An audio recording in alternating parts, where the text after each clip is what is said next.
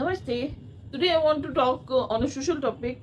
Actually मैं ज़्यादा social topic बोलती नहीं हूँ, बट ऐसे ही बहुत दिनों से मतलब यूथ को लेके एक बात दिमाग में चल रही है कि जो मैं देख रही हूँ कि आजकल का यूथ जो है वो जो हमारी सोसाइटी है वो उस दिशा में ही भागती है जिसको हम अब महिमा मंडित कर देते हैं। यानी कि हम जहाँ ज़्यादा ज़्यादा अप्रिशिएशन है या जहाँ जो उसको हम अपना आइकन मान लेते हैं। तो इसमें से कुछ जैसे मैं सनातन धर्म की अगर बात करूं तो जैसे हमारे कुछ लोग हैं जो भीष्म पितामह को या कर्ण को या रामायण में विभीषण से ज़्यादा कुंभकर्ण को अप्रिशिएट किया जाता है। तो it is a very much serious issue, because ये तीनों ही कैरेक्टर्स देखें तो ये थोड़ा सा एंटी वुमेन है और इनको महिमा मंडित करने से आप एक ऐसे समाज का कैरेक्टराइजेशन करते हैं जहां आप महिलाओं का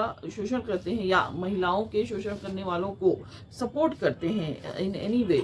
तो उस केस में आपकी जो ख्याति है वो बढ़ ही जाती है, उसमें कोई दिक्कत नहीं आती है। तो उनको मतलब ऐसा नहीं है कि सिर्फ उन्हीं की ख्याति होती है, बट एक ऐसा पोर्ट्रेयल है कि उनकी भी ख्याति हो सकती है, उनको गलत नहीं कहा जाता। तो अब जैसे आप उनके दूसरे कैरेक्टर्स को बहुत महिमा मंडित कर दिया जाता है, जैसे कि कर्ण बहुत बड़े दानी थे। तो मतलब दान करके आप क्या दिन भर आप कोई भी बात करें, कुछ भी करें, किसी का भी सपोर्ट करें, किसी का भी सपोर्ट लेके आप राजा बन जाएं। जैसे दुर्योधन की सपोर्ट से जो कर्ण थे वो अंग प्रदेश के राजा बन गए। तो मतलब राजा बनना is the only motive of Karna. तो एक राजा बनना एक अपने आप में बहुत बड़ा टॉपिक है, इस पर भी मैं कुछ बात करूंगी।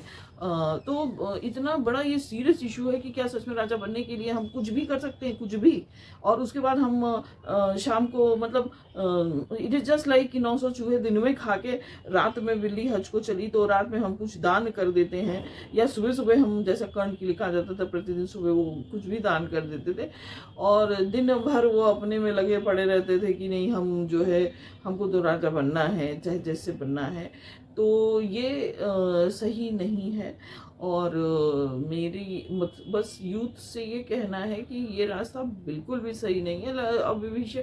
और अगर आप हमारे भीष्म पितामह जी की बात करें तो अगर आप महाभारत देखेंगे तो आपको दिखाई देगा कि बेचारे विदुर उनको पूरे टाइम समझाते रहते हैं, नहीं ये इशू मतलब दूसरी तरह से भी हैंडल किया जा सकता है, आपके पास ऑप्शंस हैं।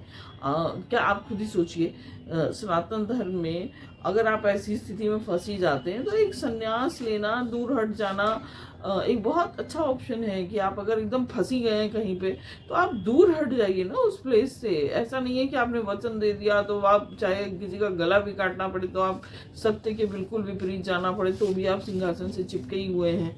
तो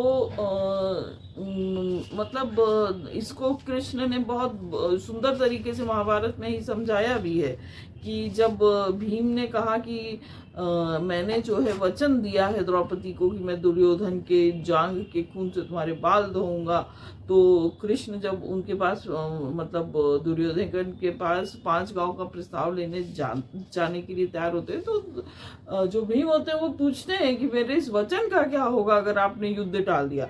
तो कृष्ण ने बोला कि वचन क्या होता है, ठीक है वचन है, अच्छी बात है अगर आपका वचन निभ जाए तो, बट इतनी बड़ी लड़ाई हो जाए, उसके पीछे इतने लोगों की जान चली जाए, तो आपके वचन का कोई मोल नहीं है मेरे नज़र में।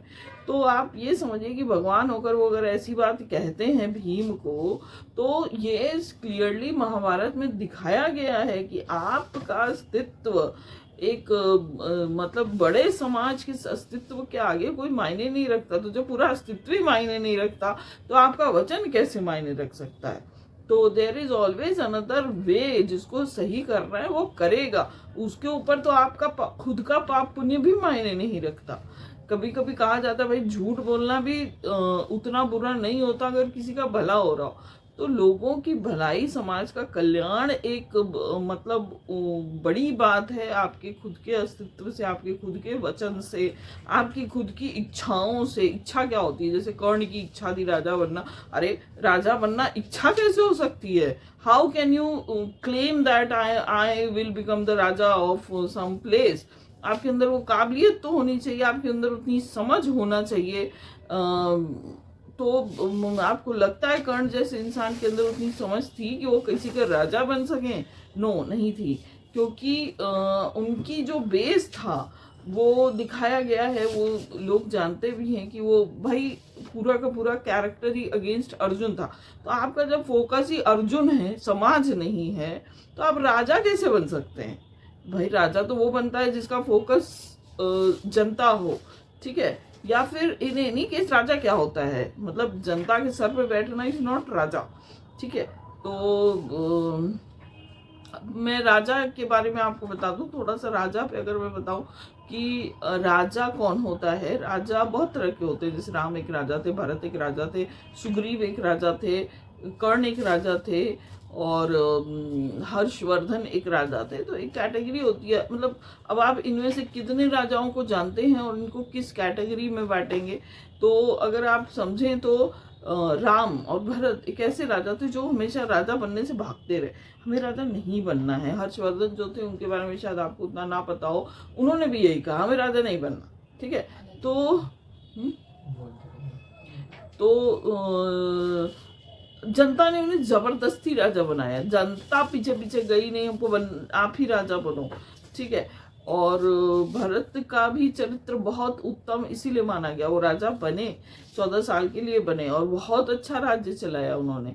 लेकिन उन्होंने मतलब रो रो के इतना हालत बुरी कर दी अपनी कि नहीं, राम को ही राजा बनना चाहिए, क्योंकि वो कोई दिखावा नहीं था, वो सच था। उनको दिखाई देता था कि नहीं, राम एक उत्तम राजा है। राम राजा क्यों नहीं बनना चाहते थे? क्योंकि राम को कुछ और दिख रहा था। कहा जाता है कि राम को वन में जाना था, ठीक है? उनको वो चीज बहुत खुद ही जाना था उनको, वो तो एक सिनारियो बन गया। एक कहते नहीं है राम की लीला थी वो, कि भाई क्यों जाना था? क्योंकि उनको ऋषियों के सानिध्य में रहना था। अभी 14 साल उनको अभी शिक्षा ग्रहण करनी थी। कहा जाता है कि अच्छा, बीच में उनको विश्वामित्र भी लेके गए जब वन में, ये 14 साल के वनवास के पहले। तो कहा जाता है कि एक प्रकरण है जिसमें जब विश्वामित्र आए और राम और लक्ष्मण को उनकी मंशा थी ले जाने की जंगल में, तो जो राजगुरु थे वशिष्ठ और जो उनके पिताजी थे दशरथ, उन लोग का बिल्कुल भी इच्छा नहीं थी भेजने की, लेकिन जो है राम की इच्छा थी जाने की। तो उन्होंने आकर कहा कि जो है, जब मना कर दिया इन लोगों ने, तब उन्होंने आकर कहा कि मतलब आपके कहने से, मतलब पिताजी मैं एक बात कहना चाहता हूँ कि आपके कहने से मेरी इच्छा नहीं है अभी राजा बनने की, बट फिर भी मैं सिर्फ आप लोग की कहने की वजह से मैं राजा बनने को तैयार हूँ, लेकिन फिर भी मुझे जाने दीजिए। मेरी बहुत इच्छा है कि मैं वन में जाऊँ ऋषि मुनियों के साथ। अभी मेरी शिक्षा मुझे नहीं लगता पूरी हुई है और मैं उन लोग के साथ एक अपना जीवन थोड़ा और बिताना चाहता हूँ। और फिर उन्होंने जो है मतलब मैं इस प्रकरण को इसलिए बता रही हूँ, एक तो जो छवि बनाई गई है राम जी की कि नहीं, वो बिल्कुल अपनी बात कभी कहते ही नहीं थे और वो बिल्कुल आज्ञाकारी थे, ऐसा नहीं था।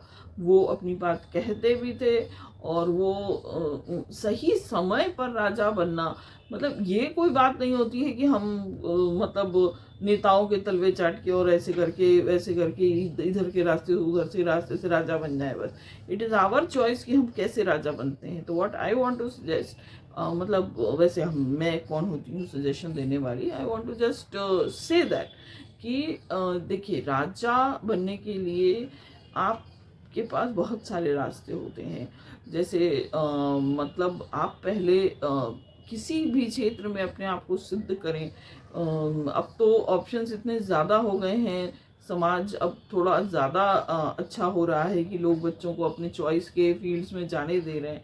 तो उन चीज़ों में अपने आप को सिद्ध बनाएं। मतलब बहुत ज़्यादा शिक्षा मतलब ये नहीं कि केवल स्कूल की शिक्षा, किसी भी क्षेत्र में आप बहुत अच्छे से आप अपने आप को पहले शिक्षित करें। Real meaning of life, real meaning of society को समझें, खुद को समझें, इंटरनली खुद को समझें, इंट्रापर्सनल और इंटरपर्सनल स्किल्स को समझें। तब जाके आप जो है इन चीज़ों के बारे में सोचें या कुछ भी करें। तो अब जैसे मैंने बीच में अभी नाम लिया सुग्रीव जी का, जो रामायण में राजा थे, ये कुछ उस टाइप के राजा होते हैं जिसमें मतलब एक होता है ना, फ्लुक से कोई राजा बन गया, तो मतलब या कह लीजिए नेपोटिज्म से बन गया। तो ऐसे राजा लोग, सुग्रीव जी की कहानी ये है कि जब वो राजा बने, राम जी ने बनाया, पीछे से उन्होंने तीर मारा था बाली को, तो जब ये राजा बन गए तो फिर ये इनका राज्याभिषेक हुआ और ये इनको पार्टी वार्टी होने लगी, तो फिर ये भूल ही गए कि इनको सीता जी को छुड़ाना था या कुछ करना था। ये इतना मजा इनको आने लगा राजा बन के, ये भूल गए। कई दिन बीत गए, राम जी वेट कर रहे हैं, अब सुग्रीव जी आएंगे आएंगे आएंगे। भाई राम जी को एक्चुअली अलाउड नहीं था कि वो राज्यसभा में जाए, नेचर भी नहीं था उनका कि डिस्टर्ब करें किसी को, तो वो भूल गए। और वो जो है राम जी वेट ही कर रहे थे। तो भाई लक्ष्मण जी भी थे, लक्ष्मण जी की कोई मतलब ऐसा नेचर तो नहीं था, उनको तो गुस्सा आता ही था, तो उनको बहुत तेज गुस्सा आया। कहे कि एक दिन राम जी से कहे कि अब तो मैं झाँके रहूँगा, इनको बताऊँगा अच्छे से। पहुँच गए और फिर वो बहुत बहुत मज़ेदार प्रकरण है, आप उसे रामायण में पढ़ सकते हैं। तो वो जाके कहते हैं कि हे सुग्रीव जी, आप मतलब किस टाइप के राजा हैं कि आप अपना कर्तव्य ही भूल गए राजा बनने के बाद। फिर उन्होंने काफ़ी कुछ उनको सुनाया, फिर वो हाथ जोड़ के सुग्रीव जी को बुद्धि आई, फिर वो आए राम जी से माफ़ी मांगी। तो मेरा कहने का मतलब ये है कि राजा बनना ही सब कुछ नहीं होता है। और कृष्ण जी से पूछा था कर्ण ने मृत्यु के समय कि मेरी क्या गलती है माधव में, मुझे क्यों ऐसी सजा मिली, क्यों मैं भूल गया।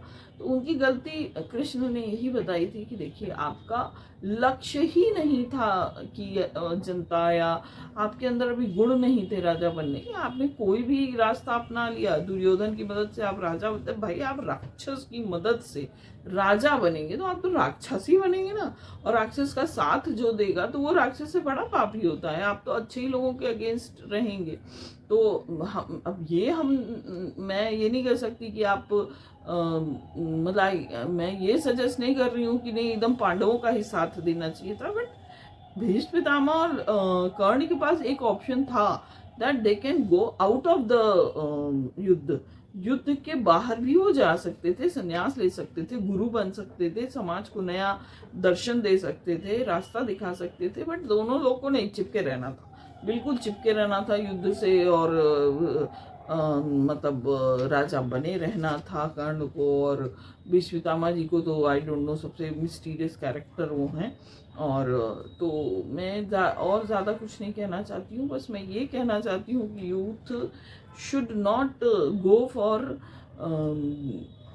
सच कैरेक्टर्स। हमें सनातन धर्म के थ्रू या बिना सनातन धर्म के भी ऐसे लोगों को केवल महिमा मंडित करने से, जैसे जितने मल्टी मिलेनियर्स हैं हमारे समाज में, तो हम बिना सोचे, चाहे वो मतलब बड़ी बड़ी कंपनीज के जो बहुत बड़े बड़े मल्टी मिलेनियर्स और अरब खरबपति लोग हैं, उनको हम फॉलो करने लगते हैं कि वो बिना सोचे समझे।